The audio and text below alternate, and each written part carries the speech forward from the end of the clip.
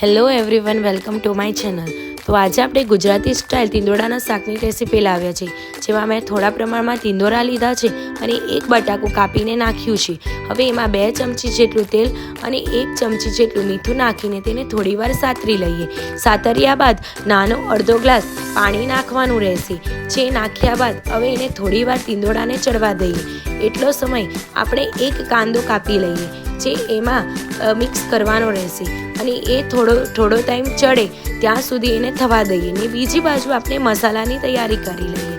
તો મસાલામાં રહેશે અડધી ચમચી હળદર અને 1 ચમચી લીલો મસાલો અને 1 ચમચી ખાંડ। હવે આપણે તેને મિક્સ કરી લઈએ। થોડીવાર મિક્સ કર્યા બાદ એમાં રહેશે 1 ચમચી ધાણા પાવડર, જે ઓપ્શનલ છે, તમારે નાખવો હોય તો નાખી શકો છો, ને અડધી ચમચી લાલ મરચું।